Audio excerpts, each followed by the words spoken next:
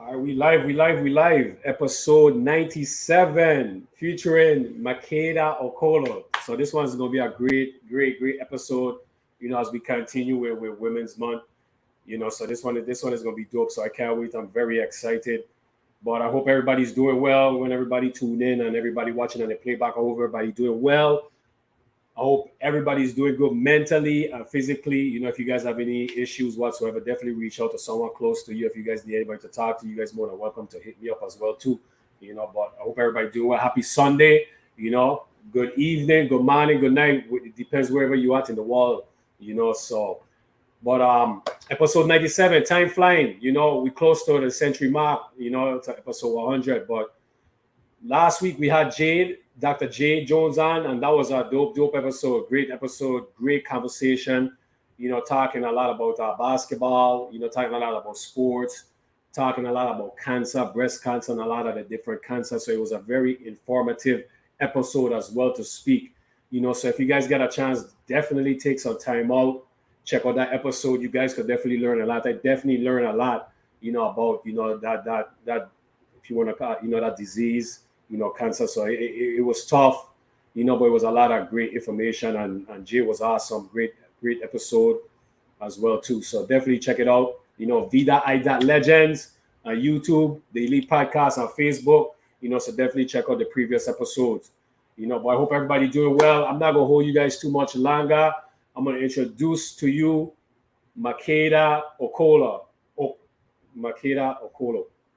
I apologize for the mispronunciation of the last name. No, you got it. You got it. Thanks, Mamba. Hi. Hi. How you doing? How's everything? Good. The weather finally breaking in DC, so again, a little excited. Oh, that's good. So how the weather been? Like it been freezing? Listen, it was raining. It's cold. DC weather 1 minute it'll be like, you know, 40s. Another day it could be 70. Like it goes back and forth, and it's insane. But today the clouds cleared away, and we're in the high 60s. So that almost feel like summer for us at this point. Yeah. When you're used to the cold, yeah, 60s is kind of like hot, but man, 60s is beautiful. That's my temperature right there. Give me 60 to 70, I good. Yeah. No, You you want to know? be comfortable. Yeah, definitely. So what you been up to lately? Work. I feel like work and parenting, those have been the biggest things on my plate as of late. A little bit of traveling here and there, but I recently took on a new position. It's been about a year now. Um, and it's been definitely a learning experience, but my hands have definitely been full. Sometimes busy is good, but you always need time off. You know.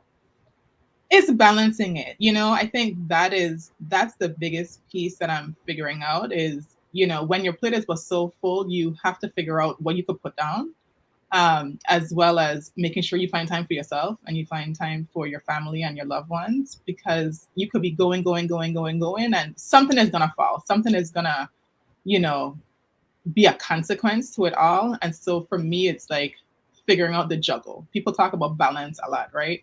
And I realize, there's no really such thing as balance. It's about just figuring out like what's the mix for you. And for me, it's day to day. I feel like I have to reevaluate the equation. That is true. That's true. Well, congrats on the new position. So and what's the new position like? What's that title? If you want to share with us, or kind of like Yeah.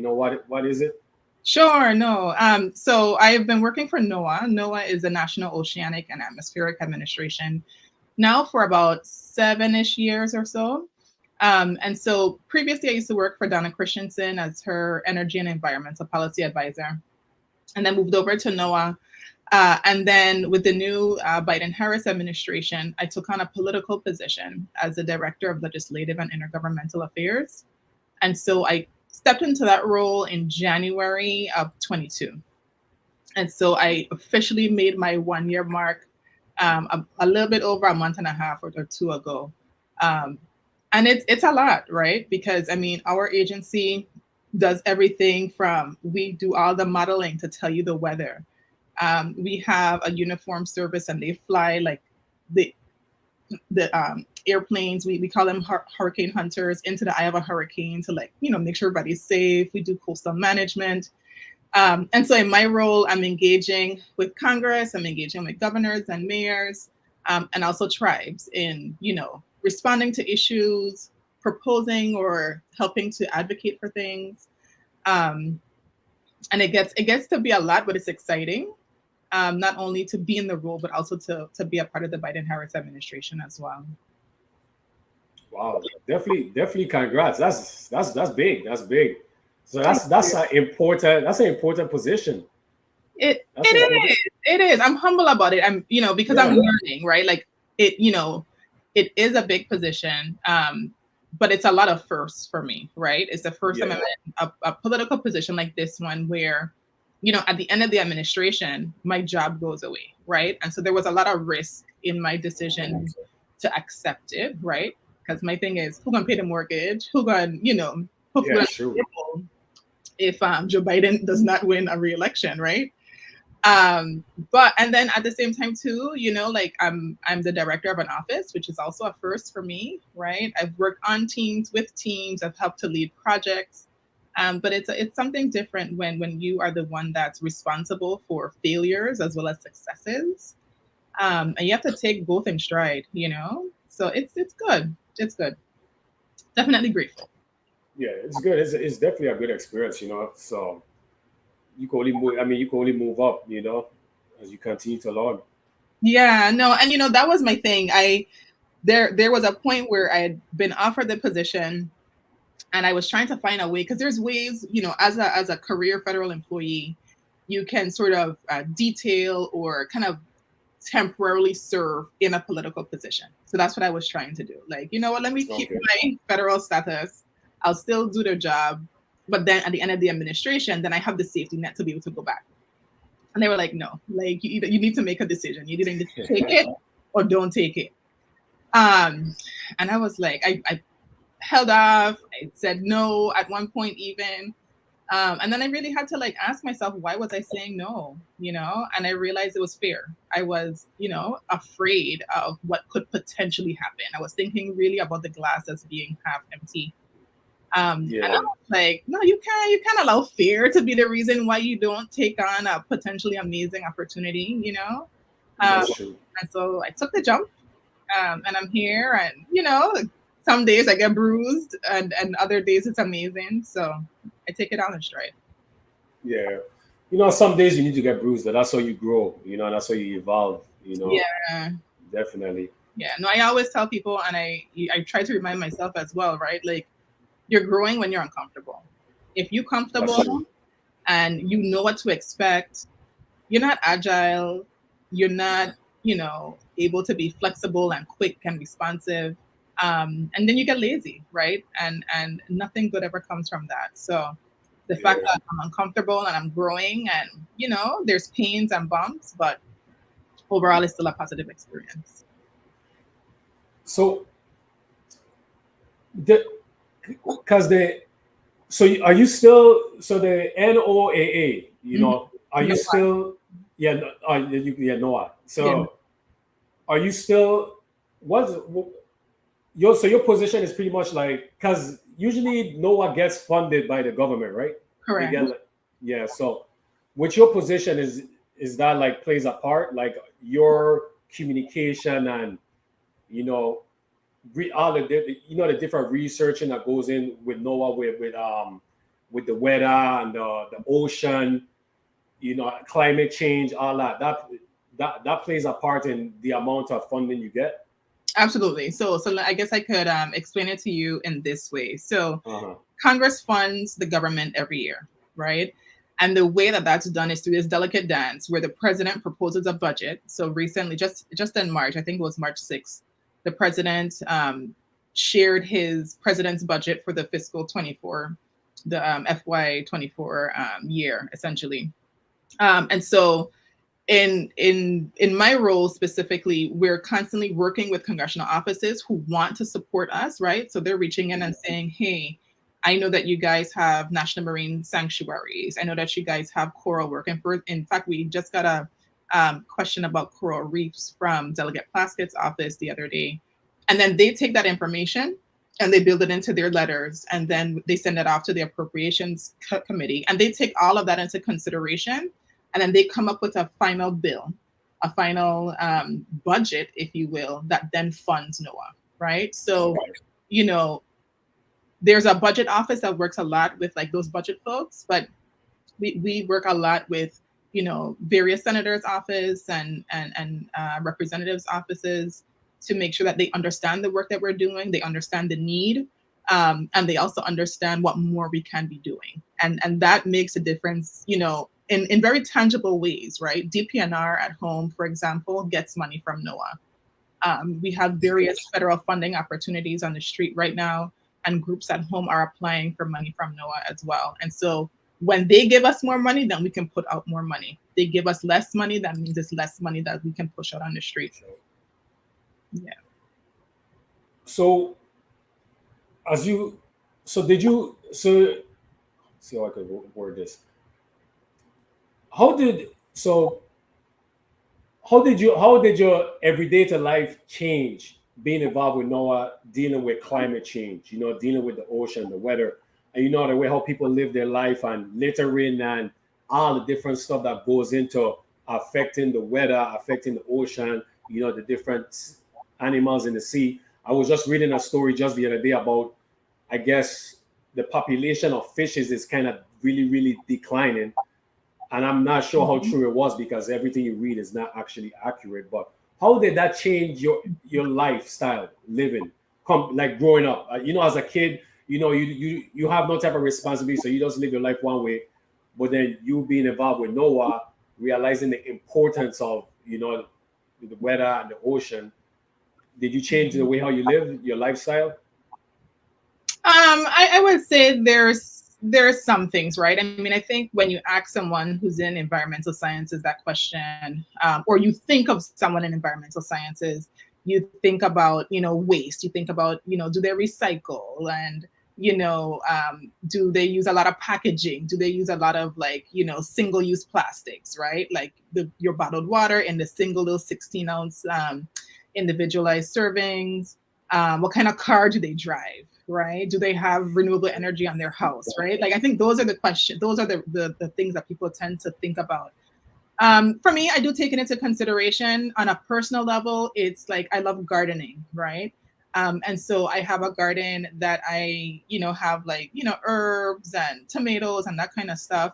But I also have a pollinator garden. I think when you're in science and you're in, especially like the environmental field, you just become more aware of certain things and you realize how important our bees are, right? And so I have wildflowers because I want to attract pollinators, just for the good of like the environment and the ecosystem, but also too, like, there's a positive benefit to my garden. My garden will flourish even more by attracting pollinators in. So that's one thing. I mean, of course we recycle, but I feel like the jury is a little bit out in terms of, you know, how much that we put into a recycling bin actually is recycled, right? That's a lot there. I try not to use, like, I try to minimize waste. That's something that I do as well. I'm vegetarian. I do eat fish as well, so pescatarian. And so seafood fraud is something that I'm a lot more aware of now that I've been working for NOAA. You wouldn't be surprised. In fact, Maricela just the other day sent me something on Instagram where they went out to various restaurants and they tested the fish to make sure it was the same species that was advertised on the menu. And you will be surprised. You think you're eating snapper and you're not, or you think you're eating mahi and you're not, right? Yeah. So those are the ways, you know, I think that it's impacted me. Also, just in learning, right? So we're taking on a space mission right now. So we launch satellites, and that helps us to inform what we know about the weather and our modeling and prediction and whatnot. But there's an entire effort underway that relates to space commerce, right? How much things are up there in space? Who's managing it? Who's in charge of it? Are there permits for it? That's something I would have never even thought about. So, you know, I love my agency. NOAA is, I mean, the mission is what keeps me coming back. I feel like there's not many places where, the things that you do impact people on a day-to-day basis, right? Of course, it's in weather. You've been mentioning climate change, right? That's in drought, it's in heat, it's in wildfires. You talked about fisheries, right? Like that's definitely impacted by climate as well. Just the other day, maybe a few months ago, there was a crab fishery in Alaska that collapsed. So like the crab are not where they used to be. And what you're seeing is that because our waters are warming, and because overall the earth is warming, fisheries are moving, right? Of course, the food that they eat is moving, so they're moving to follow it as well. There's a lot that we don't know, but that's something that our agency is focused on right now. And we're trying to focus on climate ready fisheries, right? Making sure that we understand it because we also manage it. So I don't talk about it a lot, but NOAA is also the agency that tells you, how much conch you could catch, how much fish you could catch, because we want to make sure that populations are stable and that in the same way we've enjoyed these things, our children and their children can also enjoy them, hopefully, if we manage them in an appropriate fashion. You you mentioned about the fish. I remember a few years ago I was reading because one of my favorite fish to eat is salmon. Mm-hmm. But you got to make sure you're not eating the farm raised salmon, than the Atlantic salmon. So like when you mentioned about, you might think you're eating snapper, but you might eat a grouper or something. You gotta be very very careful, with the fish. Also, you mentioned about the satellite. I was reading a story of you. You could tell like I really be reading a lot of different stuff. Oh, Just that's cool. but they was talking about how space have a lot of unused satellites. Mm-hmm. Like a lot of different companies and countries that send their satellites up to space, and then once it's finished, it's just there in space, Right. and it's kind of like waste. It's like garbage Yeah, in debris. space. So Debris. yeah, and do the amount of unused satellites, the debris up in space, do that kind of plays a part with our climate or with our weather? I don't think it does, but that's Okay. something that we're working to understand more of because there's a significant amount of debris that's up there, and it's not something that you think about, right? Yeah. But if we keep on throwing things into space, at some point it's going to become an issue, right? Yeah. So I think within the next few years or so, we should definitely know more about it and have more of a process, I think, around how we engage with space. So as you mentioned earlier, you're in communication, you know, with the government. All right, is getting involved with Congress is something you plan on doing, like maybe mayor or something? Is that up your alley anytime soon? No, not at all. I love being behind the scenes. I really do. I enjoy being behind the scenes. I enjoy supporting good leaders. I did that when I worked for Congresswoman Christensen, and I do it now in support of our administrator, Dr. Spinrad, and our secretary, Gina Raimondo. But no, not interested. You should. When I asked you the question, you should have seen your eyes. I Because I could knew have where you were tell. going with it. I knew where you were going with it. No, and listen, I believe in government as an institution, right? I Yeah. believe in government in terms of what it can do. Um, but politics, gosh, sometimes it's such a stage, especially when I was working with Congressman Christensen, we would be in committee hearings and you would hear conservative members, especially like, just railing on the environment. And then we would have a meeting with them, like we were working on this national heritage area bill, and then you talk to them one on one, and the energy is completely different. Like Different. Yeah. they're normal people, and I'm like, well, couldn't you just say that when you were on the floor, like Yeah. and just the extremism is extremely frustrating. Just the other day, we were having some conversations about a new rule that NOAA is putting into place to protect some endangered species. And, there's folks who are concerned about it impacting the economy. They are concerned about it impacting safety. And I think those are valid concerns, right? But then you turn the corner of them talking about, oh, you care more about, you know, this than you care about humans. And I'm like that's not it, you know? Yeah. So that sort of rhetoric, the extremism aspects of it, that's what would keep me where I am, or somewhere else, but not in that hot seat. Yeah, no, I agree with you 100%. You know, I just had to ask the question. So, so take us back. We let's rewind now. Let take us back of you growing up as a kid. Were you born and raised in the Virgin Islands, or were you born someplace else and moved to the Virgin Islands? So I was born in New York, and I came to St. Croix when I was a year and a half, two. Okay, so you're a Cruisian. Yeah, you're not a New Yorker. You're a Cruisian. Yeah, I don't know nothing about New York at all. Yeah. Nothing. I mean, I go to visit and hang out, even now, and visit family and friends, and it's crazy when I come home. The minute I land on St. Croix, I feel like 10 pounds of weight have been lifted off of my shoulders. I go to New York and I have like no connection, like no, like nothing anchors me to the place, you know? Yeah, And so for that, I'm grateful. I always say the biggest and best gift that my mom ever gave me was to move us to St. Croix. I agree with you 100%. That is so true. So where did you grow up in St. Croix? So from until I guess it was till the end of Elena, we lived in town in Christiansted on Hill Street. And then right when I was heading to ninth grade to complex, we moved west to Campo Rico.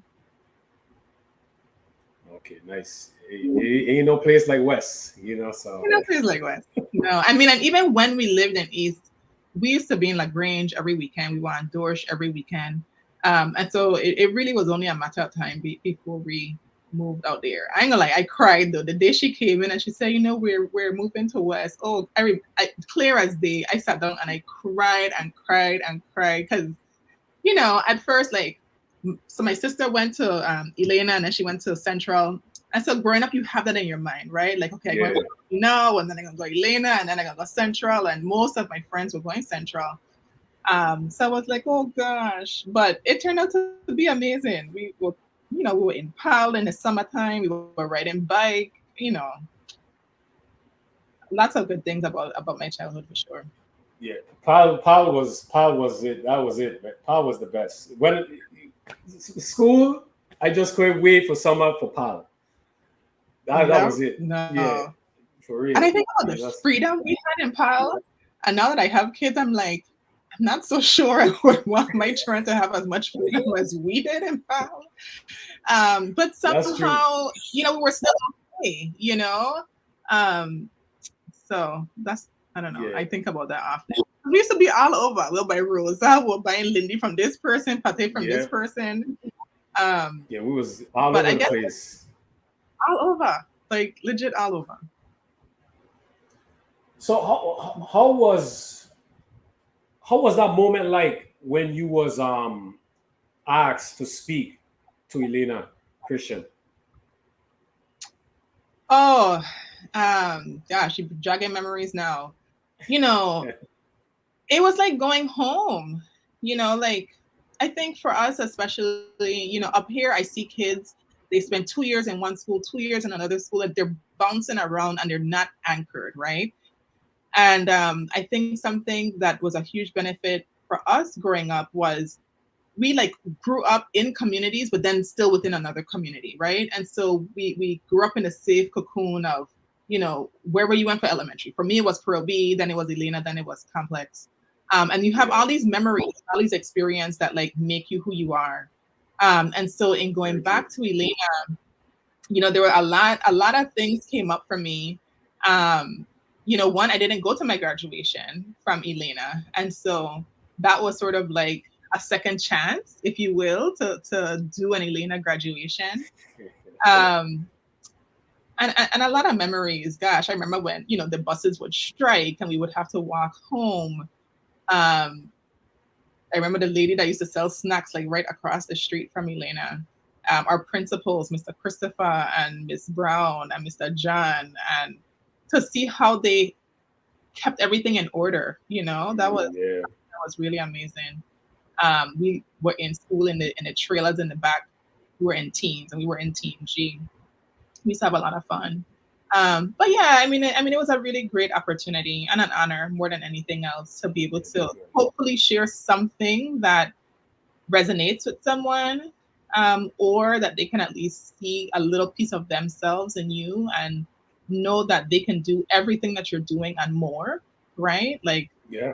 not the limit of what anybody could be. There is so much more that hopefully I'm just an example of. Yeah, because it's like, because when you go to school, you always have a guest speaker. You have someone come and speak, and you have everybody go to the auditorium, and time goes by, and next thing you know, you actually that person is doing the speaking, and once you was a student listening, and sometimes a lot of students was just like, man, we don't have to be in class, we could just chill and be in the auditorium, So it's, it's an amazing accomplishment, Yeah. for that to happen, definitely.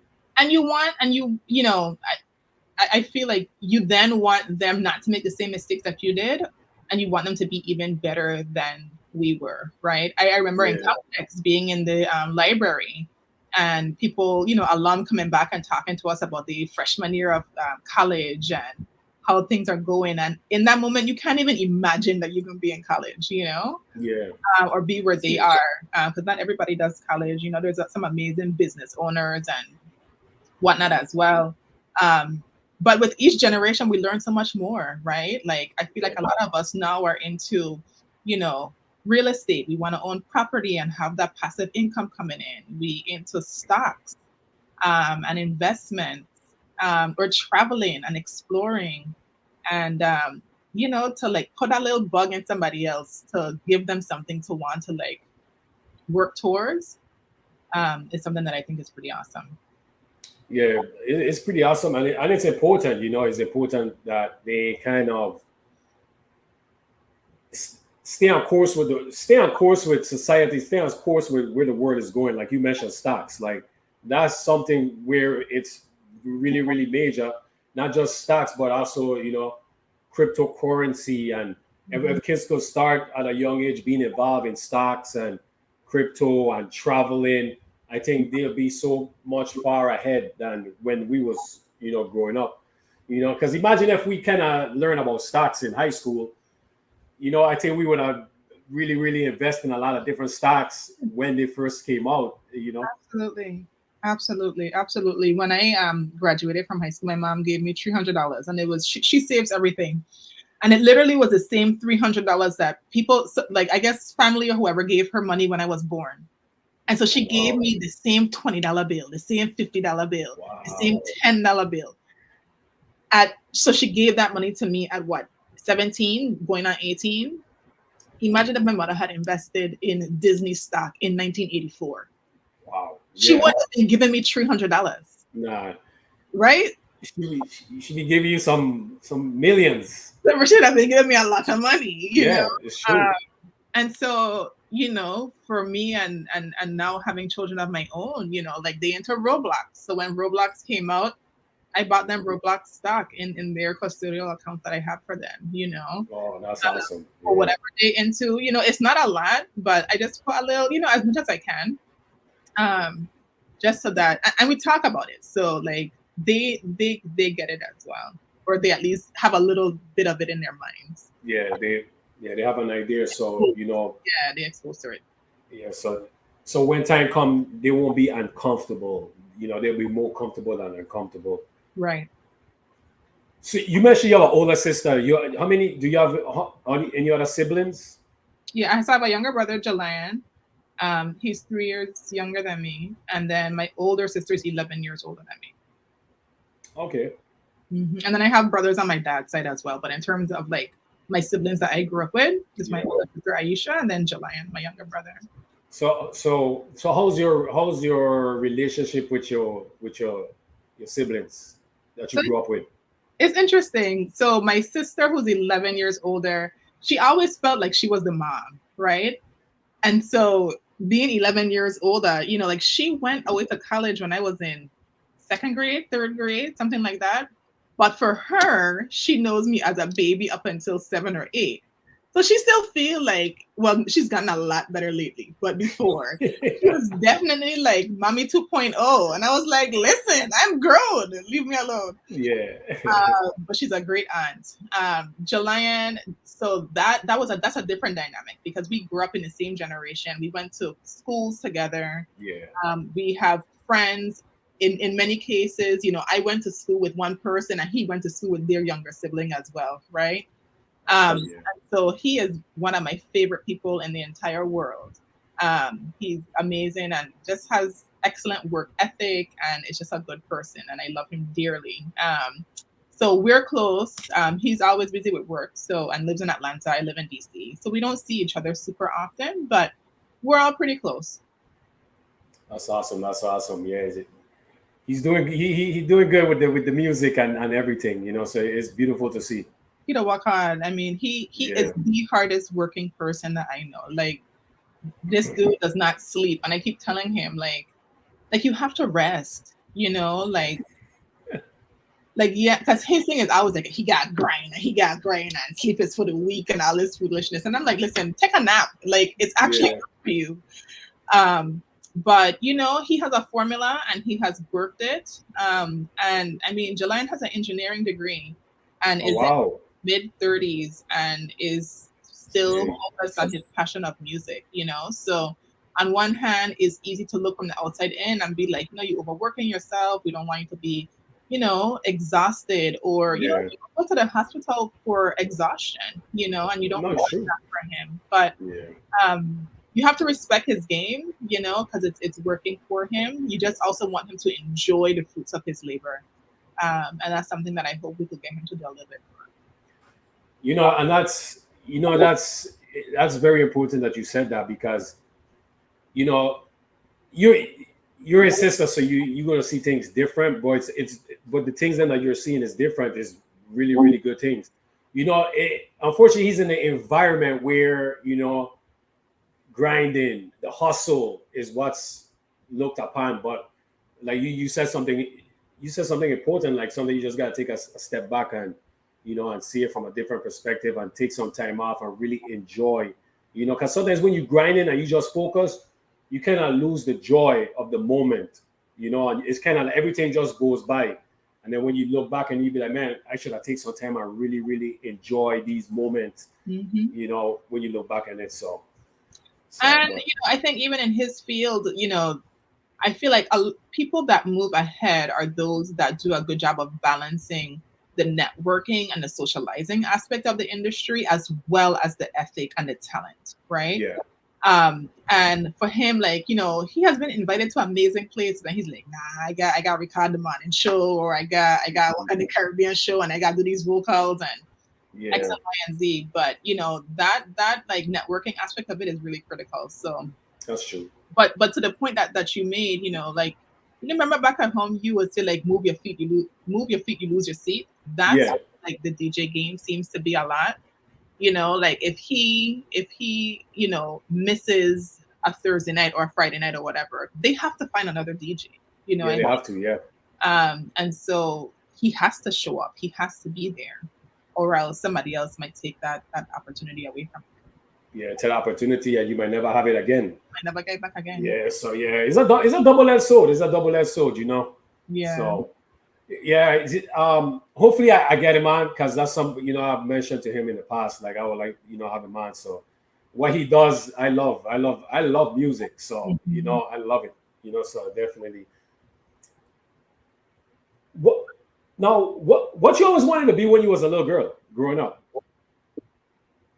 Um, so I would say prior to like, I don't know, maybe 10th grade, whatever came on TV, I wanted to be. So if I see a doctor, I want to be a doctor. If I see an attorney, I wanted to be an attorney. If I saw, whatever it was, I was like, oh, that looks cool. That looks cool. Yeah, But by the time I got to 11th, 12th grade, at one point I was focused on thinking about environmental law. That was one thing I thought about. And so when I went to undergrad, I was doing environmental policy because I figured I'd do environmental policy in undergrad and then maybe I'd go to law school. and do it that way. And so, between undergrad and grad, I kind of stayed in the environmental and policy realm, but instead took this other route of doing like the congressional and intergovernmental affairs route. And you went to the University of Maryland? I went to American University for my undergrad degree, and then I went to University of Maryland College Park for grad school. So, so once you graduated high school, what made you make the decision to go to that college? Um, it came down to money. I Okay. don't come from a family with money and tons of resources. And my mom was always really clear growing up that, you're going to sustain yourself, right? Like there is no handout, there is no golden parachute for you. So you Yeah. need to bust your tail and do what you need to do so that you can succeed. And so I applied to a number of schools. And ultimately, American gave me the most money.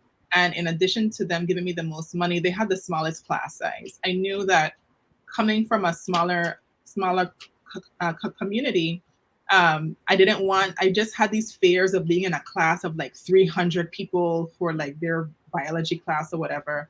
An American, being that it was a smaller private school, I knew that I would have more one-on-one attention from my professors, and that was really important to me. So that's ultimately what weighed on my decision. And then to my sister was living in Virginia, and so I knew that I wanted to have family close enough to me if I really needed them, but far enough that I could still have my undergrad experience.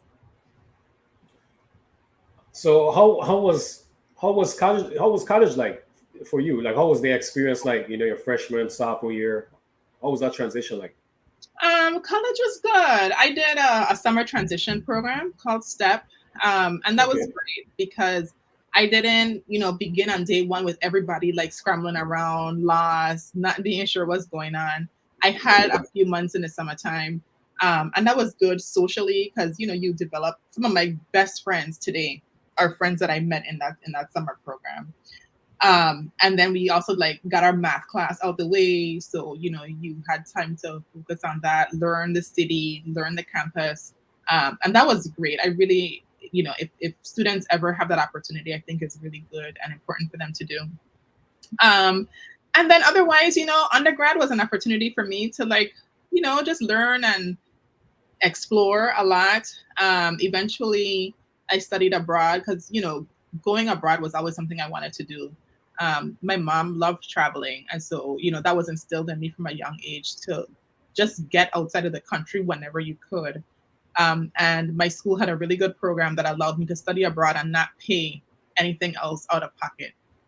And so I went to Southern Africa for a semester. And I also did like a spring break program in Belize as well. And those were amazing, amazing experiences. So how was living in Africa while studying abroad? It was great. It was great. I feel like I was confronted with some of my assumptions for sure about Africa. I grew up in a very Afrocentric household, and so I knew that Africa was great and beautiful, and so I wasn't going in looking for huts and that kind of craziness that people talk about all the time. Yeah. But I went to South Africa, and so I knew a bit about South Africa and about apartheid, which was like their Jim Crow equivalent Yeah. system, if you will. And so I had a lot of preconceived notions, right? Because when the main thing you know about a place is about this like system of hate that existed, I expected to like be confronted with it almost immediately. And I think that was definitely short sighted on my part because you should see people for who they are, right? And Yeah. not have preconceived notions about them. Um, and so the example I'm thinking about, it was like one of our first nights there. We went to like this little like bar, I think it was close to where we were living in this place called Observatory. They call it OBS. And I think it was really, really hot. I may have had a beer or a drink or something in my hand. And so I stepped outside to kind of just get some air because I was getting, I was sweating. It was a mess. And this lady, this white lady, started going off, and I just didn't understand why she was going off. And in my mind, I was like, well, just because I'm black, like this is why she tripping. And that wasn't the case, right? Like they had an issue with like their liquor license or something. Um, Yeah. so like that was one experience that stands out. Another one, like on the other end of the spectrum in this regard was, so the ways in which like people of color were delineated, I guess, in South Africa was, so if you were black, that meant that you were affiliated with a tribe. If you were colored, you were mixed, right? And then of course you have Afrikaans, which are the white people, and so on and so forth. Yeah. And so we were studying at the University of Cape Town, and we were talking to the students and just kind of talking about like life in America and life there. And in conversation, I said that I was black, and this guy was like, what do you mean you're black? You're colored. And I was like, I am not colored. I'm black, And he was like, why would you want to be black? Like, and for them, like when you talk about like the legacy of oppression or the legacy of like systematic racism, right? You have generations of children who are born not wanting to be black or called black because that meant less privilege, that meant less access to Oh, resources, that meant that you led a very different life just because on your ID card you were listed as being black. Um, so that was interesting. But on the positive side, it was also amazing because you go somewhere as far as Africa, and I saw trees that we haven't seen growing. They wow. had rice that looked like seasoned rice. They had something that looked like Johnny cake. Um, and so that was also amazing to be so far away and just to see how many things we grew up knowing that reminded me of home. Yeah. So that was cool. It was cool. I wish I could do it again. It was an awesome experience. So, did you try any type of new type of food or anything? I don't eat meat, so I'm not. You ain't gonna catch me eating like I don't know lizard, snake. No, if it ain't fish and it ain't veggie, it ain't happening. uh, how was it like in Belize? Because um, I heard Belize sound like us. They sound just like us, just like us. The minute we got off the plane, I hear reggae, and I was like, "What?" Because again, like I guess geography was never one of my stronger subjects, and Yeah. you just are ignorant, right, to like other peoples around the world and just outside of yourself, especially when you're from a small place. So I had no clue what Belize would be like. In fact, when I first heard that I was going to Belize, my brain processed Brazil. So it took me a while to even realize, no, you're going to Central America, whatever, whatever.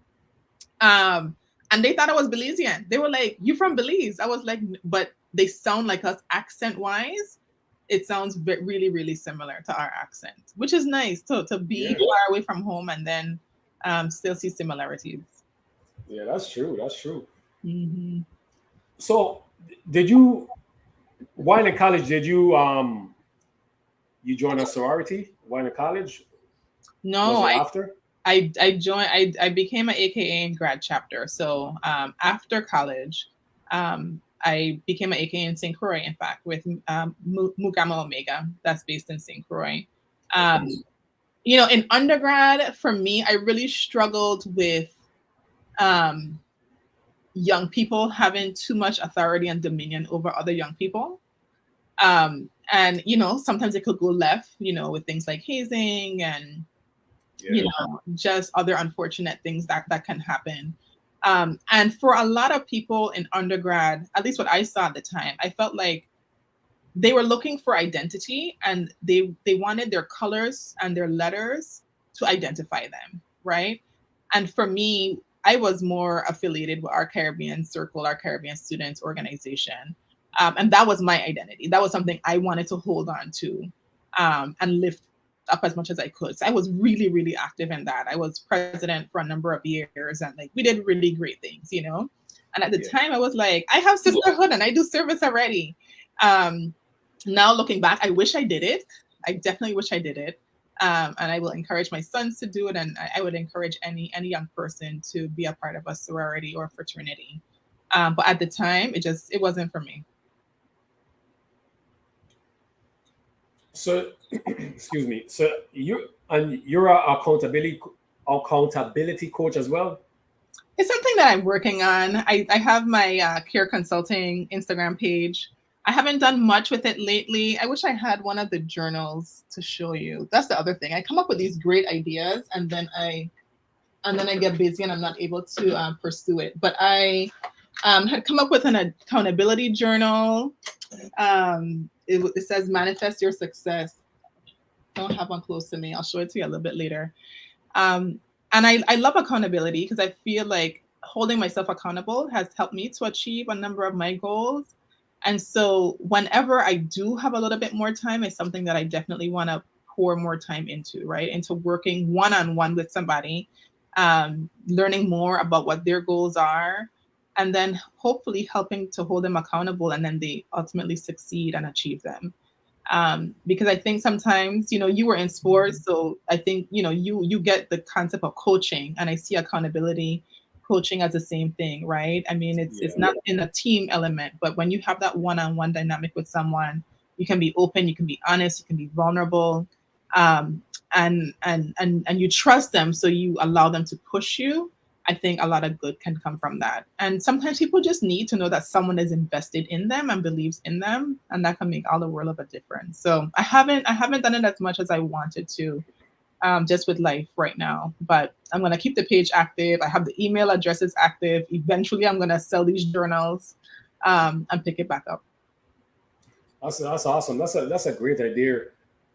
Because that's a word that I use with my son a lot is accountability. And Mhm. like you mentioned it, just being involved in sports, accountability was very major, especially when I became a professional because I was on my own. I was Mhm. responsible for everything that I do.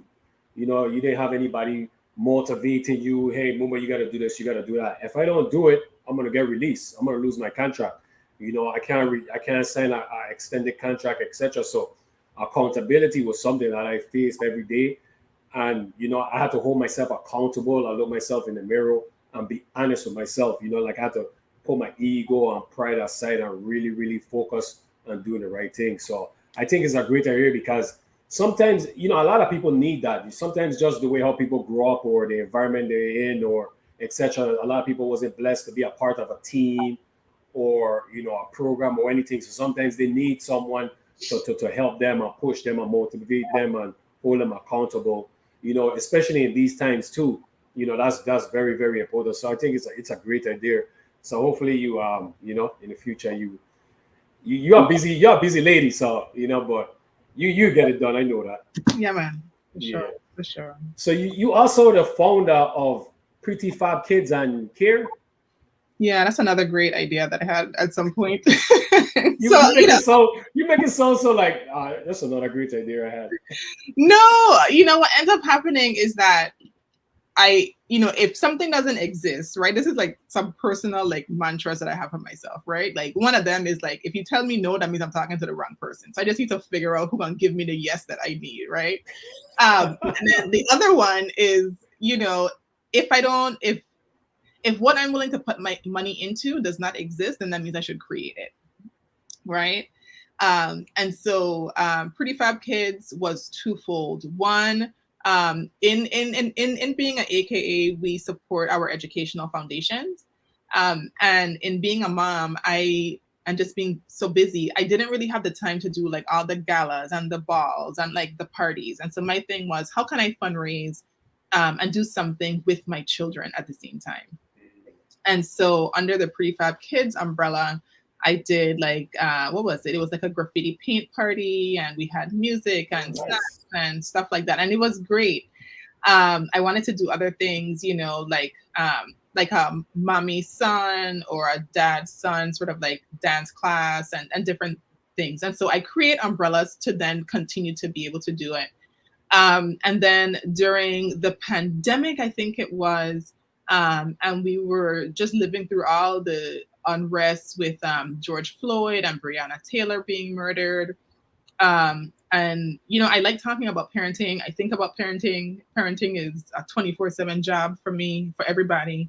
And so I was like, I want to have more conversations about how we parent our children in the world that we live in right now, right? And so it became a platform that allowed me to, connect with folks that truly did not even know, but were interested in the same things. And we had a pretty awesome discussion.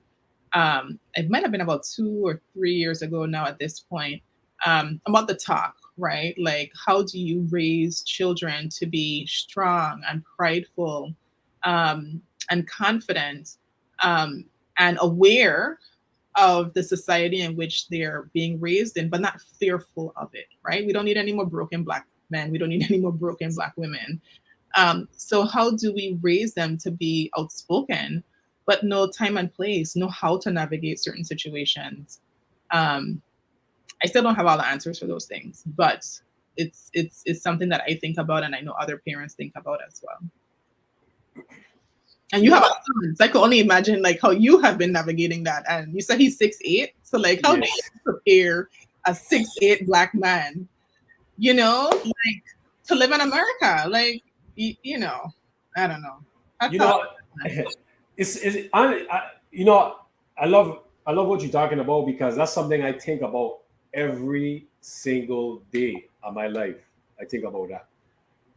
One of the reasons I think about that is because it's like, for me, like I was raised up by a single mother, and where I was raised and the way how I was growing up and stuff like that. And when you don't have a father involved and stuff like that as a boy growing up, you turn to like different individuals to be like a father figure. And for me, I turned to like Bob Marley and I turned to Tupac as father figure, as well as G Nix and Coach Haywood as role models and father figures that I looked up to. But me being involved in my son's life every single day, I always think about that, and it's like the way how society is man, it's so like it's so difficult because it's so much that's in the kids' face these days with social media, and everything is just wide open. It's Yeah, like everything is like uncensored pretty much, it is. you know and the way how I do it personally is just that I I make my son use his common sense, use his brain more than anything. It's not even stuff about, and I'm not trying to disrespect like the school system or anything like that. But I try to get him to understand, like, like use your brain, like really think and be a good listener. Be a good listener, like observe and see what's right and see what's wrong. You know, and to be a strong person is to get rid of your ego and your pride. Mm. you know Not to get rid of it to the point where it doesn't control you. Because for me, like, I had my ego and pride saved my life to a certain extent, and then it actually started to like affect me as a father, Mm. and as a grown man, because it was like that same ego that made me survive, that same pride that made me not follow individual and maybe stay on the right path. Having that pride, like, I'm gonna do it my way, and my way was the right way. That I didn't follow bad company.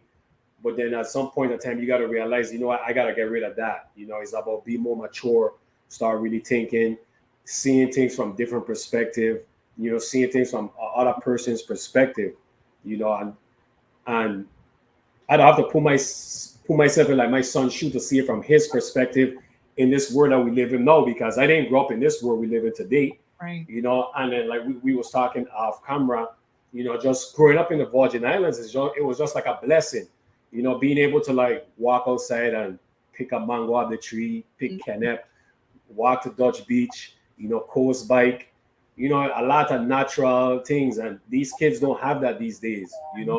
So it's so different. But I just kind of try to motivate him with just having like just conversations for him to think and being confident, and don't be pressured by society and be pressured by the popular opinion that goes on. I Mhm. always tell him, like, you have something called facts and you have something called popular opinion. You gotta navigate your way through life when it comes to that. But it's tough. It's tough. It's difficult. Yeah, and then the other thing too is that a lot of these kids, especially like you said, in this social media age that they're living in, they fall in love with people's representatives, right? So like they fall in love with illusions, right? They're looking up to these Yeah, rappers, they're looking up to even athletes in some cases, and they present a life, but they don't know the full story behind of it. You know what I mean? that's Um, true. and so it's like to get them to be independent thinkers, like to get them to pick sense from nonsense, and make the right decision. Um, it's all you could hope that they could do. Yeah, it's true. It's Yeah. true. It's tough, but you have some great ideas, and we on camera, we on live. However I could support you in what you're doing, I'm here for it. I think you're doing great things, and I definitely think it's only a plus. It's only going to help someone, whenever you create something, your goal is to try and help as many people as possible. But For once sure, you help one person, that's more than not helping nobody at all. for sure, for You sure. know how Absolutely.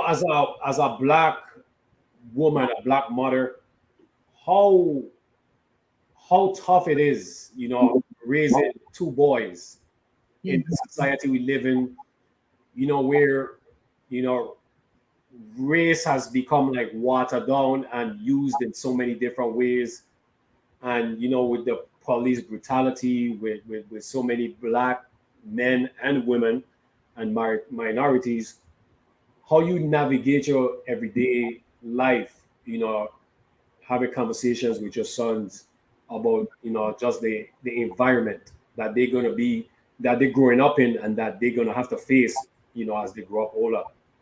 Yeah, it's hard, right? My sons have two very different personalities. My older son is very outspoken. He has never met a stranger. I tell people one child got the stranger danger talk, the other child did not get the stranger danger talk, right? Yeah. That's exactly how they act.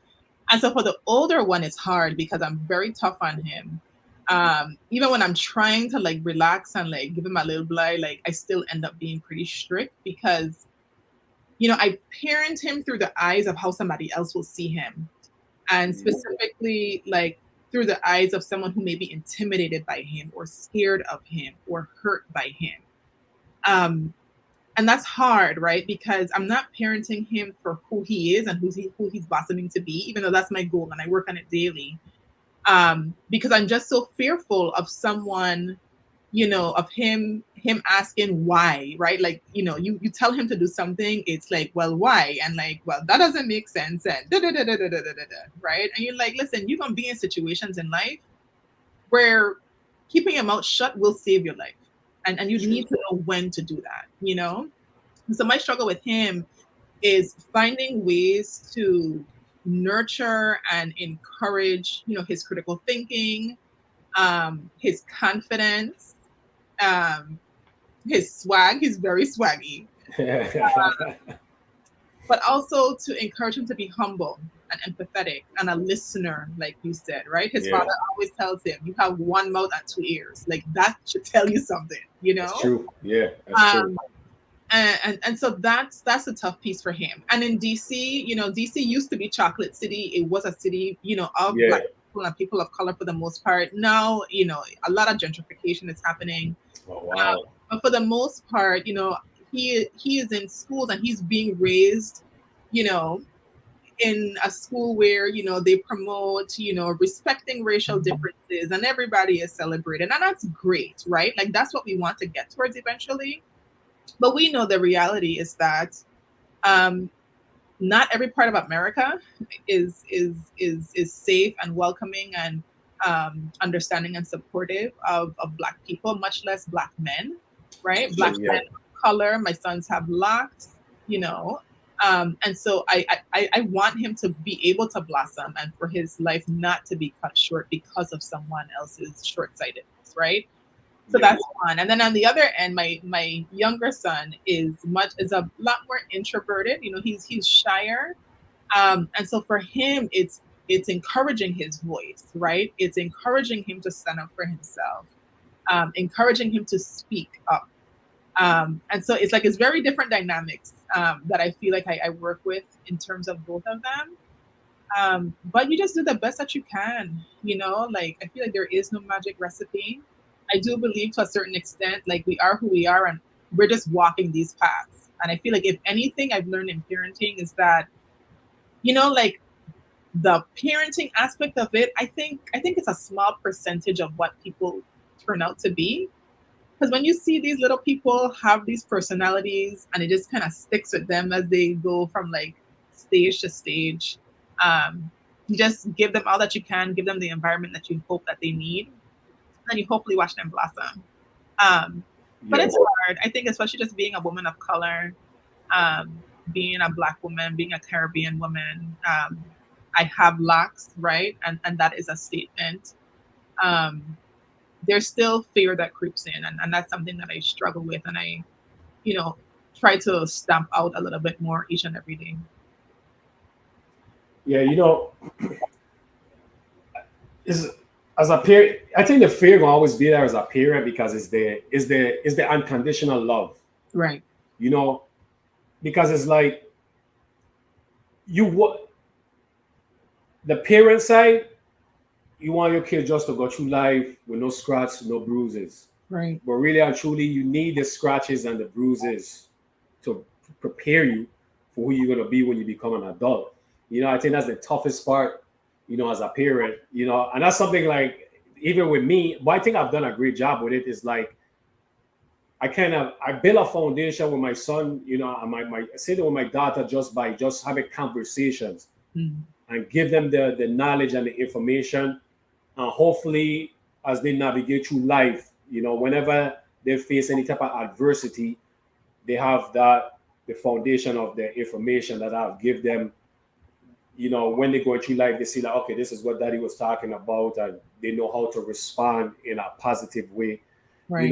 That's pretty much like I hope for. You know, it's tough, man. It's tough being a parent because it's like you just want the best for your kids, but Hmm. hardships and struggling sometimes is the best thing for an individual, for an adult. You know.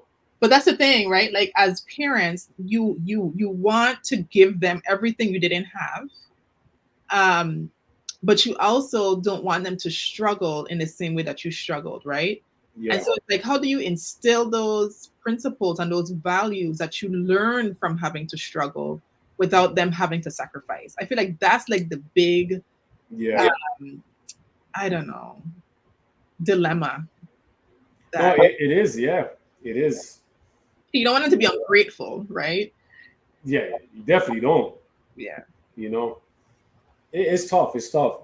And it's just like we mentioned earlier, it's just like with how society is now with social media and all that stuff is totally different because you know at the same time it's so many outside influencers that's impacting your kids' lives as well too. Because as a kid, most of the time the kid is always going to take the easy route. They're always going to take the easy route. The parent might be giving them the difficult route, but that's the best thing for the kid. But somehow they always find the easy road and go the easy way, and the easy way is not always the right way, Right. so it's a lot that we have to fight and deal with, so it's just like finding that happy, that happy Yeah. medium, where they could, appreciate you at the same time they still have that comfortability and that freedom to kind of be their own person, Right. but for the mothers, it's tough for the mothers, honestly, it's really tough, you know STEM, STEM.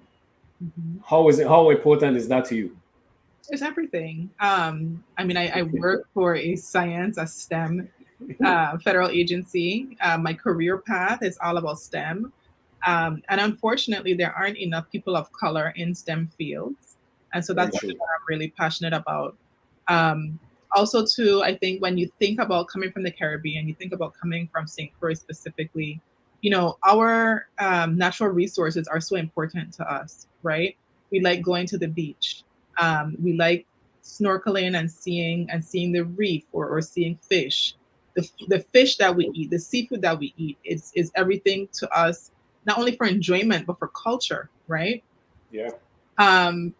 We live in Hurricane Alley, and so we know what it means for um, to live through pretty significant natural disasters and storms. And so my point with mentioning all those things is that how awesome would it be if the people at those tables making decisions about how you manage your natural resources or how you communicate warnings about storms, or were the ones doing the modeling were from the communities that are most impacted by these issues, right? Yeah, You it's know, true. I know sometimes it's hard because science isn't always the easiest subject. Math isn't always the easiest subject. Trust me, I hated them both. Mr. Bailey always used to say, if I could only like put Jalayan and you together in one student, I'd have a perfect student. Um, because Jalayan, Ah, honestly, like, he did the engineering, he did all the math and stuff. I like the science and the English and whatnot. Um, but you know, when you stick with it and you get to the other side of it, I just think it's really important for communities of color and children um, from you know underserved and historically forgotten communities to you know challenge themselves, go into these challenging fields, and have a seat at the table, be there, make the decision because you bring a perspective that they have no idea about, you know. that's But true. yeah, I feel really strongly about it. Yeah, I'm with you on that.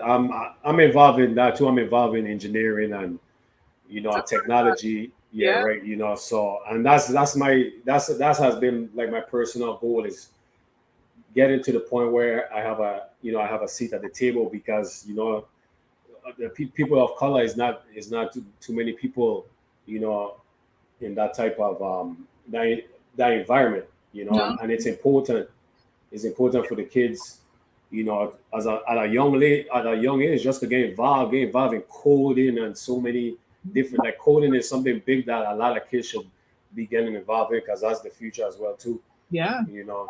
So I love math when I was in school, you know. Well, but one of the reasons I love math is because I used to gamble a lot, so I just wanted to be good with numbers, Well, But hey, whatever it takes. yeah, Whatever yeah, it whatever it takes, yeah. But I wasn't. I used to hate science, but now I'm so into science right now. Like I Mhm. really didn't like science, but I'm really into science, So and I always been into like technology and stuff. So, but STEM it's that's where it is. Yeah, you know, I mean, That's the future.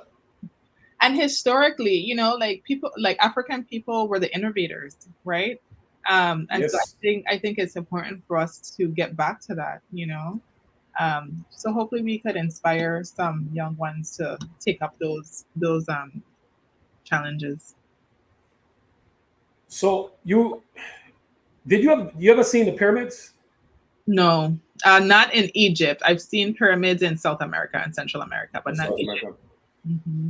So since you've been have you seen the documentary oh my gosh I can't be what's Ground Haircut Ancient Apocalypse on Netflix.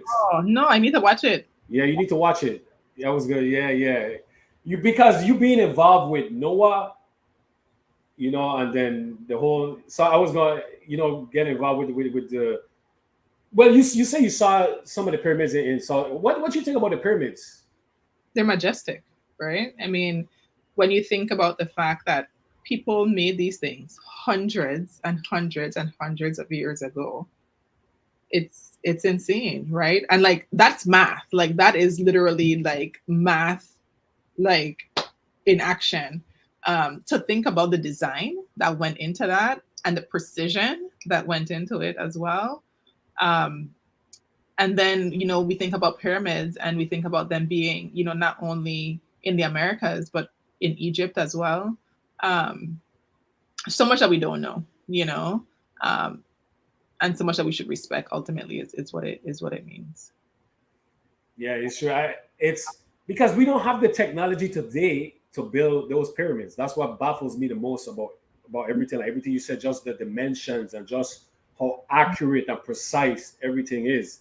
Yeah, That right now today, like we don't have the technology to even come close to building something so amazing like the pyramids.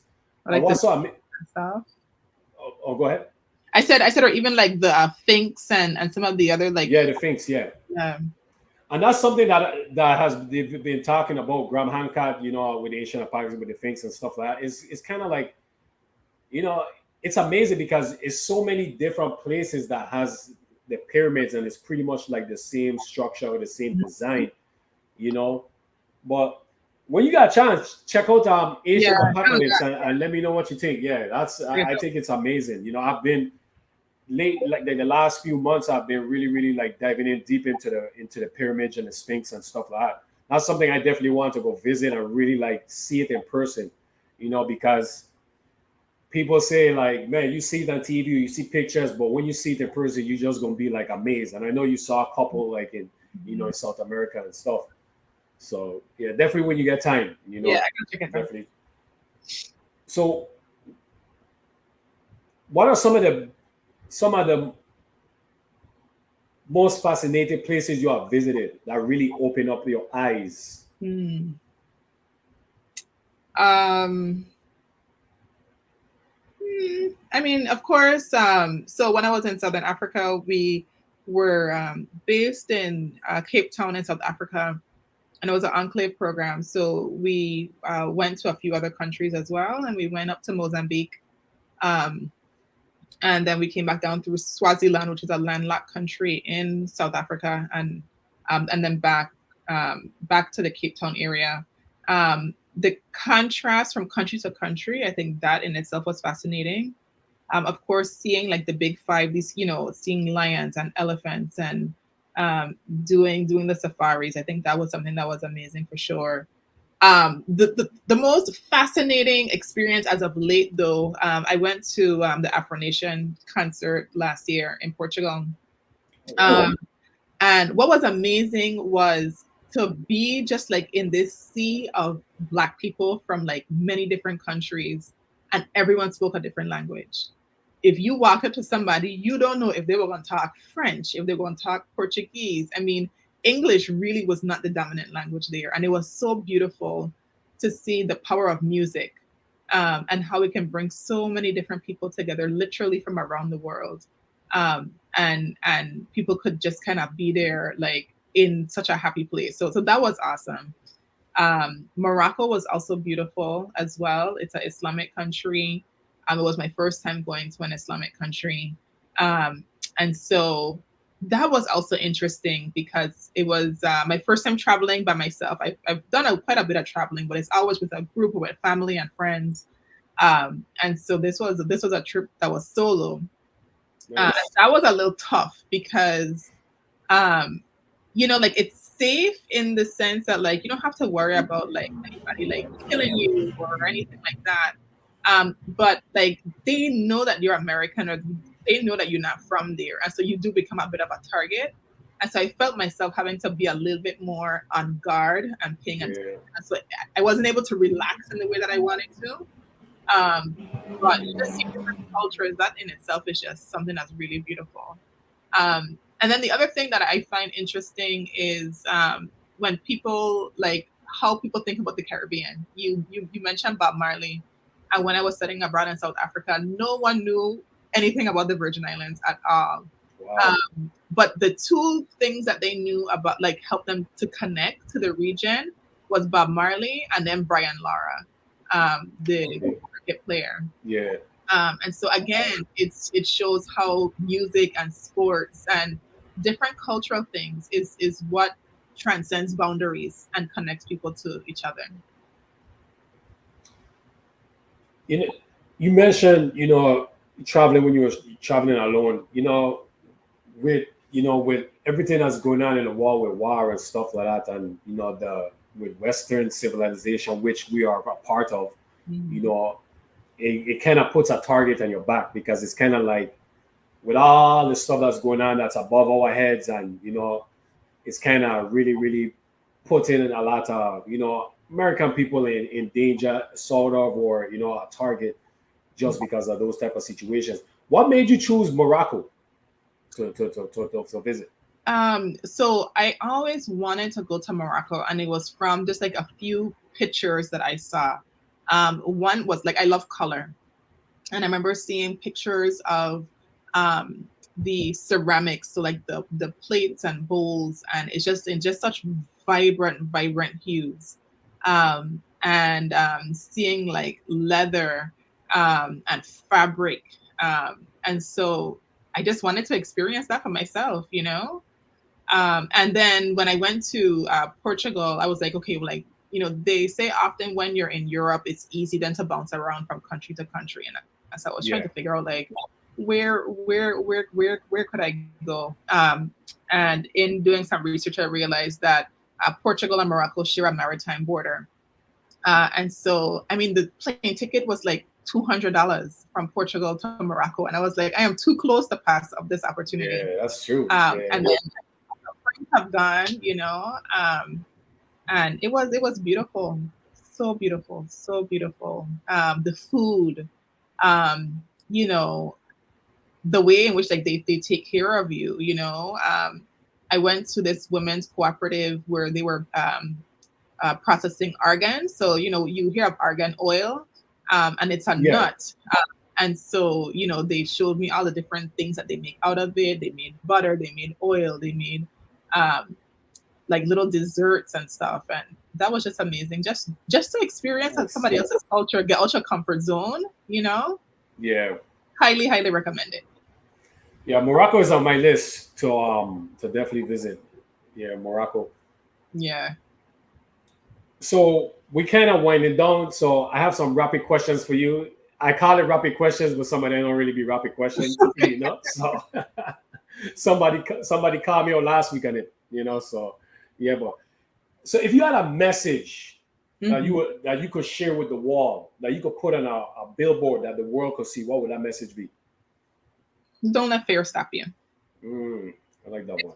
That has been my own like eye-opening experience over the past few years, right? We sometimes stay in bad situations or we don't take advantage of amazing situations because we're afraid of taking a chance. So that would be it. Nice. I like that. Next one. 5 words that describe you. 5, I can't. I don't know, hard-headed. I don't know. That's hard for me.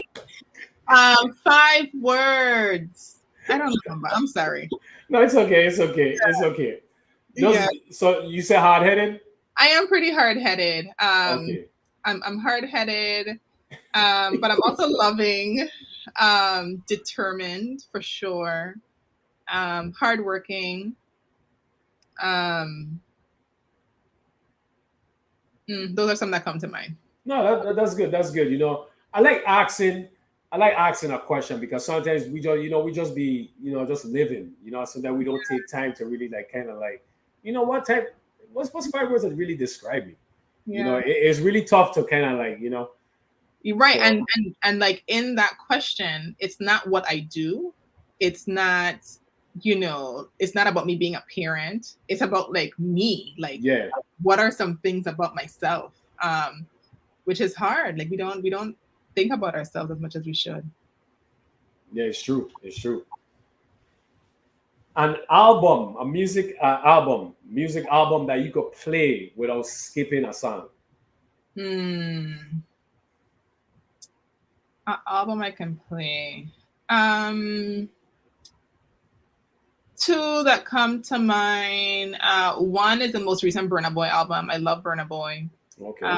And so his most recent album is one. But Chronics, I forget the name of. It's an old album at this point, but Chronics. Yeah, I could also play him from beginning to end. Do you have an all-time favorite artist? No, I just love music. You just love music? Yeah, all kinds of music. Favorite male or female actor? Actor? Yeah, I put I make you feel like you in class right now. Yeah, I actually don't even watch a lot of TV, and I'm not one who like can quote movies. Maybe a little bit of dancehall queen, but that's about it. Yeah, that's a classic. That's a classic. But a male actor, if I had to go see somebody on stage, on the big screen, Idris Elba, just because I love him, I would definitely watch him. Female. I couldn't even come up with a name for you. We argue Viola Davis. Okay, I'll take it. Thank you. Yeah. That's been popular, so we'll go with that. We'll go with that. You mentioned Chocolate City, right? Have you ever seen The Wire? Of course, yes. Where you rank that show? The Wire. The Wire is a classic. Definitely up there. Definitely up there. Okay. Yeah. And I still, yeah. I That, put it number one. I put it number one. number one. Okay, so you Yeah. really love it. Yeah. The reason why is because, you know, and I think a lot of people really overlook it, but when you look at the inner cities, the black inner cities, you see where the wire kind of lets you know where the problem is. For sure. For You sure. know, and it puts everything in full circle. You know, like every season, it tackled every different aspect, and then everything was full circle. You know, Yeah. so that's what made it so great. You know. Yeah. I'm binge watching Snowfall right now, and it's not to the level of the Wire, but it's definitely giving me Wire-ish vibes. Yeah. Snowfall is pretty good. Yes, You know, watching The Wire, and then when you watch Snowfall, or you watch Power, or you watch BMF, or you watch all those other shows and stuff, you know, it kind of like, man, it's just The Wire kind of like, it was just on another level that it could never be touched. You Yeah. know, but Snowfall is good. What's you know what season you are right now? 3. Okay. Snowfall, it's a good show. I like what's the dude name for Snowfall, the main actor, what's his name? Yeah. Damson Idris. He good. I like him as an actor. Yeah. Yeah, he good. He made me laugh at Snowfall. Yeah. No. What's Give me two countries you haven't visited yet that you would love to visit. Places, countries, cities, etc. Yeah. Cartagena, Colombia is definitely hopefully really close to being next on my list. Um, I love seeing like African culture, especially in Hispanic or Latin American countries, because you know there's a interesting racial dynamic there. And so when there's like proud Black people in those environments, I definitely want to experience it for myself. So that's one. The next country, I mean, there's so many, but Zanzibar is one, as well as Seychelles. The Seychelles Islands, they're off the coast of West Africa, but it looks Okay. very much like the Caribbean. And so I'm always just in amazement when I see pieces of home in faraway places. Do you collect art? I do. I do. Nice. Yeah. Love art. Nice. Yeah. In fact, Kenya was in your class, right, Eugene? Yeah. Yeah. She just went to Kenya. I think it was last Okay, year. nice. And she posted some stuff, and I was like, Kenya, bring me back some art, please. I'll send you the money. And she was amazing. And so she called me on FaceTime, and we picked out some pieces. And so upstairs, I have quite a number of nice pieces from Kenya. Nice. So what do you think about my this one right here? I was admiring it. I definitely was. Nice. Yeah, and there's been such a, to me, like such a focus on Black art right now. Just here in DC the other day, they had something called a Black Boy Art Show. Nice. And in New York, like they had a Basquiat exhibit as well. And so it's awesome, right? We were talking about STEM, but you know, people are sort of revisioning STEM to be STEAM and include the arts as well. And I think that's like really that. important, because you know the arts are also amazing. And it should be considered up there with the science and technology and engineering and whatnot. Yeah, I agree 100%. I always try to catch some art shows here and there in Orlando and stuff. Yeah. You know, when I get time. Yeah, art is big. I just think it's, you know, I wish I was an art. I wish I could, you know, I mean, you don't really have to draw. It's just, you know, using imagination and just putting it on the canvas, you know, and that's the art. But I really admire artists. I really do. I think it's amazing. But take a class. Like a friend of mine, she, again, in the pandemic, she started taking art classes and is making, hey Fred, she's making beautiful pieces, and it's a new talent that she discovered. You know what I mean? Oh, nice. So you never know. Might have a whole Mamba, you know, expo or something like that in the future. You never know. Yeah, you never know. You never know. That's true. You never know. Five dinner guests, dead or alive, to join you at a dinner table for you guys to have conversations. 5 dinner guest. You're not coming up to this question, by the way. I need 5. Okay, I'm gonna give you 5. Um, I would say, um, okay. So I love thinking about who my personal ancestors are. Mm. So, um, so A would be like whoever's like the furthest, like maybe it was like that ancestor that survived the slave trade and made it to the Americas. Like whoever that one or like some of those are, I would like to know. Just sit down and talk to them about like what Yeah. they endured, and how they made that transition. That's one. On my father's side, my great grandfather, his name was T.A. Marichaud, and he was the father of Federation. Um, and then that's how he was known in Grenada, where that side of the family is from. And it's interesting because he's known as the father of Federation, but he was not, as far as I can tell, a very good father, right? And so I would love to sit down and just understand more about, you know, that struggle he must have had between serving community and serving family and being there for his offspring. So that would be 2.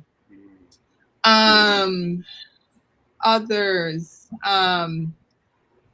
Queen Makeda. So I was named after the Queen of Sheba, Wow. Queen Makeda. And so if I could go back, I would love to talk to her. She had a son with King Solomon, and she was attracted to him not for his riches, but for his wisdom. And she had her own That's true. empire. Yeah, she had her That's own true. empire, but she still ended up, you know, being with this saga man who had a bunch of women, right? So I would love to talk to Queen Makeda. Who else? I don't know, maybe Queen Mary, or like one of the queens, and just understand some stuff that they went through. And then who would a 5th person be? Um, hmm. You said that are alive? Oh, I Yeah, named. dead or alive. Oh, okay. So somebody who's alive. Yeah, anybody. Um, uh, Brene Brown. Brene Brown talks a lot about vulnerability. She talks a lot about, like conquering various fears that you have. She seems to be pretty amazing in terms of like helping people to better understand themselves, and letting them know that it's okay, right? And so just understanding how she approaches something that is hard. We don't talk about feelings enough. We don't talk about owning up to our stuff that we do that is hurtful to others. Um, and so she would be a pretty awesome dinner guest for sure. That's a good 5. Really, really good. Thanks. You know, that's something you just mentioned, something that is very, very important. Now, we don't talk about our feelings a lot. You know, and I think that's something that is very, very, very important. Yeah. You know, something that I do with a lot of my friends and stuff, that it was kind of uncomfortable to them, but eventually they have come around to it. Was like I told her, like, I love you, like, because you see somebody passed on, and then everybody have all this feelings, but when you're alive, it's not there. And sometimes it's like, that's I think that's part of life that I think that's gotten like white under the rug. Mm. Just expressing your feelings, just having deep conversations, just conversating. And I think even having those type of conversation will help with people who deal with fear. Oh you yeah. know, just being able to be outspoken, because sometimes some of your fears might be the same fears that another person dealing with, and be able to have these deep conversations that it makes you more comfortable.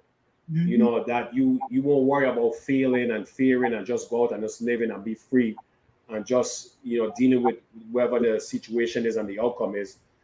So I think that's very, very important. Yeah. So It's funny you said that. The other show I'm binge watching is Love is Blind on Netflix. And in one of the last episodes, there's three black men sitting down, and one of them is talking about like why he loves his new fiance, right? And it's about like how much and how hard she loves him. And he talks about, his own struggles and the fact that he wasn't raised with anyone telling him that they loved him. He would talk to his dad, and his dad would always say, "All right, son." And he said he's listening for his dad to say, "I love you," and he wouldn't say it. And he wants to say, "I love you," but he doesn't say it, right? And so one of the other guys says, like, I have so many friends who have died, and I didn't get to tell them that I love them. And I just wish that as Black men, we told each other more, "I love you." Um, yeah, I'm lucky in that I have friends that are like very loving. I'm not the most affectionate, loving out of all of them, but I think the more we do it for each other and with each other, I think it helps to like address some of like the harder, more negative things that we struggle with, right? Because you may be afraid of something, and so you react with anger because you're afraid, right? And maybe if we could talk about it, we could skip past the anger and get to a place of resolving whatever the issue is. It's true. Yeah.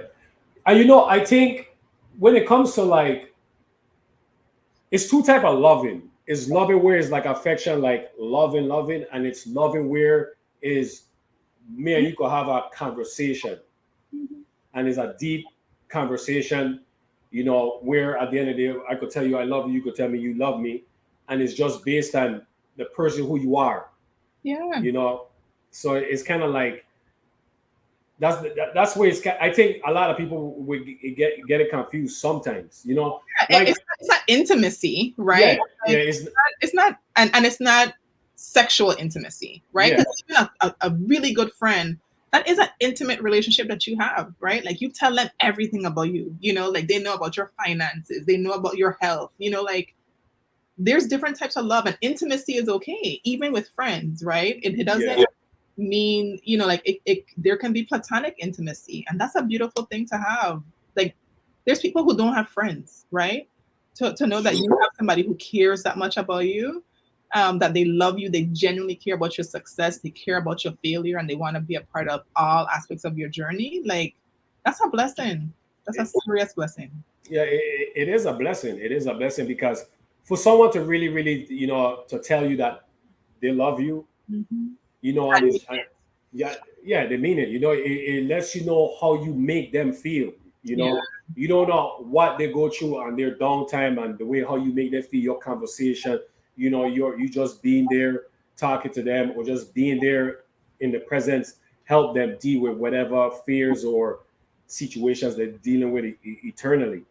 So it really goes deep. Yeah. I would, and that's something like when I was growing up, I never heard that word at all from anybody. Like, man, I love you, and just like I love you, meaning like, man, I love you, man, I love you for who you are as a person.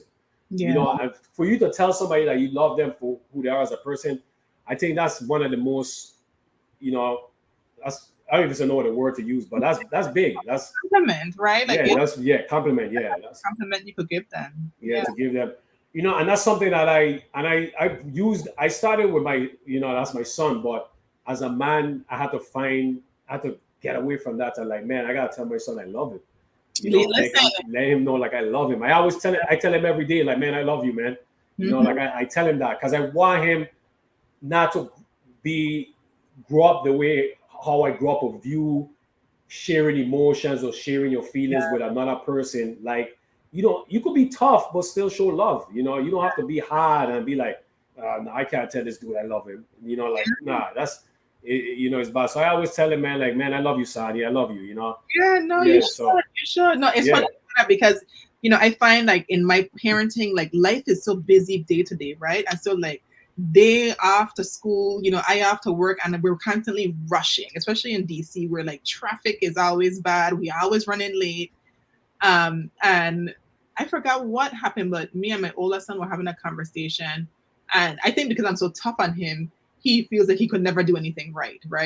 And so lately, one thing we talked about was making sure that we stop and pause every morning when they're getting out the car, and I give each of them a kiss and I tell them that I love them and have a good day. And it's bad because I wish that it was something I was doing all the time.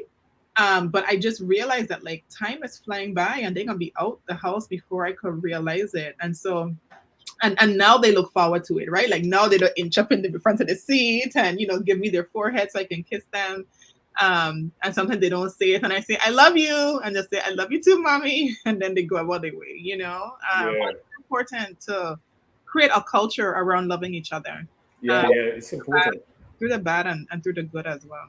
Yeah, because I didn't start telling my son, like, because you just go through life, man, and you be going through life, and sometimes you don't miss what's important in life, like the little things. And it was like something happened, and I was like, man, I gotta start telling my son I love him, man. I don't even say tell him I love him, but I love him, but I don't tell him. Yeah, And I think he was like a freshman or a sophomore in high school when I really like look him in the eye and be like, man, I love you, like so like that's so big. That's big. I yeah. think it's gonna be important for his meal, his friendships. It's gonna be important for his relationships. It's gonna be important for your relationship with him as well. Yeah, That's a gift. Like we sometimes focus on the material things, but these intangible things are the real gifts that change people and then change other people, right? Because imagine you point a black man into this world that can love and has the capacity to love and loves others. He's going to impact other people in a positive way just by virtue of having that with him from you. that's true. That's true.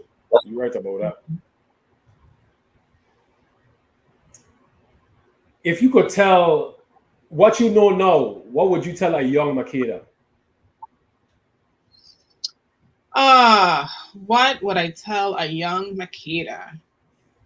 Um, you could start now, Ulrika. You don't have to wait till you have kids. Um, a I young call her Rika Makeda. gangsta, gangsta Rika. she, Yeah, um, for one, it's okay to be different. I was always Makeda with a long skirt, and it was hard sometimes being someone who looked so different, dressed so different, and didn't fit in the way that children want to fit in with others. And so that is one thing. Um, that's definitely one thing that I would say. The other, which is true for me now as well, would just be to slow down.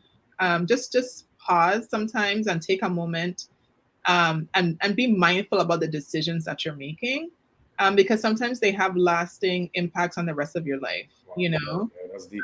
That's deep. so pause, and then the third would be to like fall in love with yourself first. I grew up in a single parent home as well, and so you grow up having fantasies of what you want your relationships to be like and what you want your future to look like. But like people fall in love with the love that you have for yourself, and so I think that's something that I would definitely impress upon a younger me for sure. That's deep. That's deep. How, if you don't mind me asking, how was it like growing up from a woman's perspective? How was it like growing up with a single parent, having just a mother and not a father? How was that like Mm. as a girl, like as a young lady? you know the ways in which it has impacted me was that so I always wanted to have children. I never imagined being married. I never imagined having a father in the household, because for me a family was the mother and the children. And so that's what I thought, that was just the equation that was in my brain, because of what I was exposed to. um, the other part is, I think as a single mother, my mom definitely wanted us to be survivors, right? Like she wanted us to make sure that we could make it from one step to the next. And so I feel like she really taught me to be strong, and I feel like a lot of Caribbean women are taught to be strong, and determined and don't take nothing from anybody kind of vibe. Um, but I think what was missed was the softness, right? Like it's okay to be soft. It's okay to be vulnerable. It's okay, to be open. So that's something that I think is something that came with that. And then as well, what does a healthy relationship look like? I think when you don't know what that looks like when you're young, it's hard to have successful relationships when you start to have them. Dynamics between, you know, whoever your partner is can be hard. See me and come live with me, two very different things. Yeah. And so when you're raised by one parent, you don't have the benefit of knowing what it looks like to love somebody through frustration, right? To learn how to like get through tough times, how to suck salt together, how to celebrate together, how to love on each other together, right? Um, so there's a lot that you miss when you don't have both parents in a household for sure. But there's also life skills that also strengthen you the same way. Yeah, it's it's a double-edged sword. It's a Yeah, double-edged sword. it is. And some of the stuff you just mentioned about doing you ain't got a chance to witness two people in love and doing stuff together. I never thought about that, but it's true because it makes you go through life doing everything on your own, and you feel like you have to do it by yourself. You don't need anyone to do it. Or to And accept help, right? yeah, accept. That's the How to perfect way to put it. Yeah, yeah, perfect way to put it. Yeah, accepting help. Yeah, yeah. it's true. You know, How that to is true. trust, right? Yeah, How do you learn trust if your example of like leadership is I do it for myself? Like how do you learn how to give up control? One of your listeners made a comment about control earlier, right? Like how do you learn that if you don't see someone give up control and practice giving up control? yeah, it's hard. It's true. It's true because you're just used to doing something, one way. You Mm-hmm. know. So we have a question here. Okay, Carrie Ann. Thanks for the question. I would say a few things come to mind immediately. If someone wants to work in politics, wants to work in Congress, I would really encourage them to look into the Congressional Black Caucus Foundation internship program. That is what actually got me started on the Hill. I started off as an intern between my freshman and sophomore year, and I was placed in Congresswoman Christensen's office. And that turned into an 11-year career and served as the foundation for what I'm doing right now. So interning, whether it is, Congress or your local legislature or a governor's office, just so that you can understand the dynamics, I think is definitely, definitely key.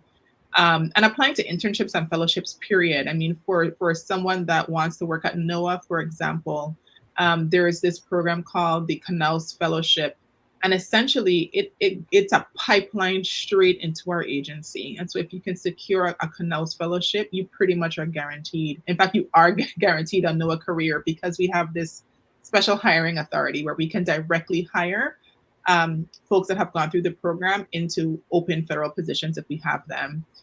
Um, in terms of legislative affairs, which is the specific work that I do now, I would say it's to make sure that you have a really strong understanding of policy and science. One thing that I knew I wanted to do was to be that pivot point.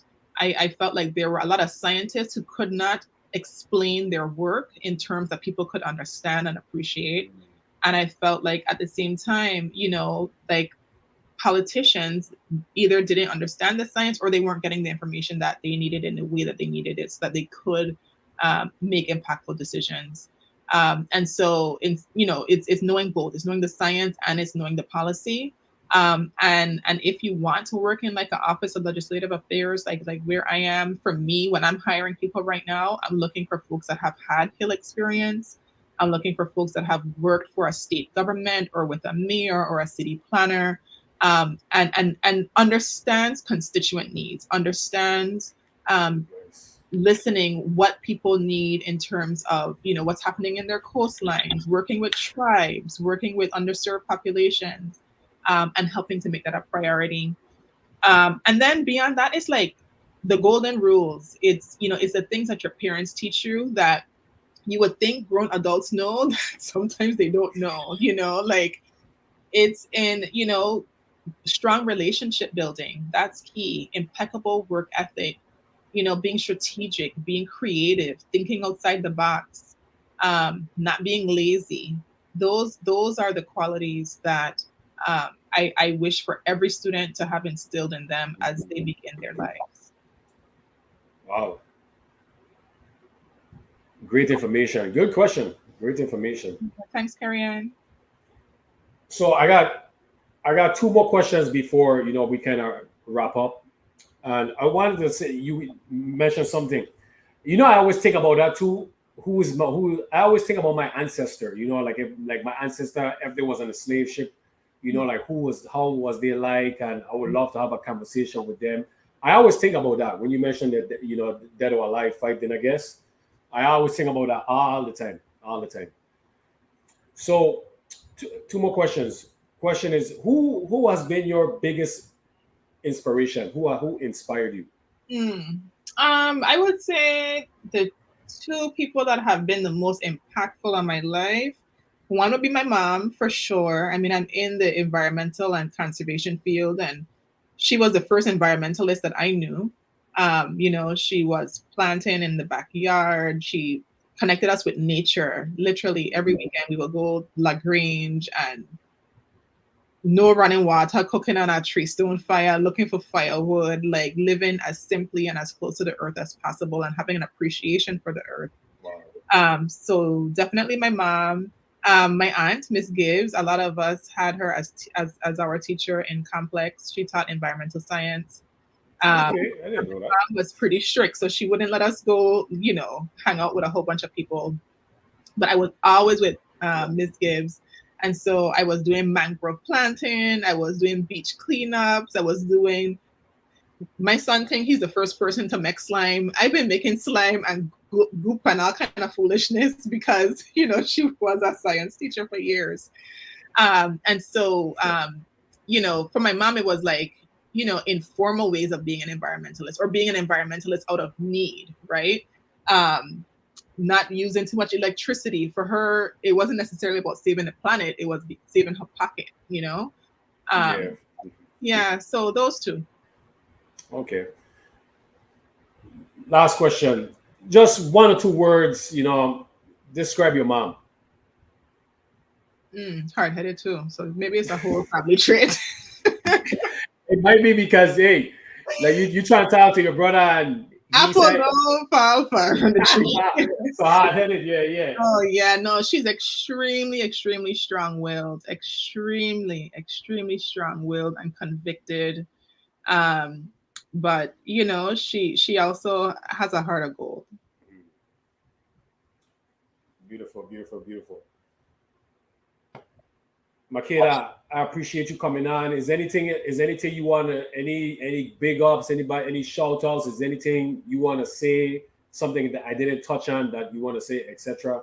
No, just thank you. I had a wonderful time. It was a good way to end the week, and a good way for me to kind of start the week thinking about a number of the things that we talked about. So, just thanks to you. Thanks to Carrie Ann, of course, for all that she did. And just thanks to everyone who took the time to be a part of it. And looking forward to staying in touch for sure. Yeah, definitely. I appreciate you coming on. I appreciate all of you support you, asking questions, leaving comments as well. So anybody in the playback, appreciate you guys as well too. Makeda, you are off the hot seat. No more quick questions, but I really appreciate you. You honestly, you are a true role model for women, and not just women, but Black women and women from the Virgin Islands. I think you are a great inspiration. So I think when a lot of people see this episode, they'll definitely be proud of you, and they'll definitely admire you. So I appreciate everything that you're doing. I love the great ideas that you have. And I'll be more than happy to support you in any way possible. So I appreciate you taking your time out and blessing us with your presence, and good luck with everything, and good luck to your two sons, as well too. So I appreciate you. Likewise, likewise. Thank you so much, Mamba. Have a wonderful night and a good week. Okay, same to you. Good night, everybody. Everybody be safe, be blessed.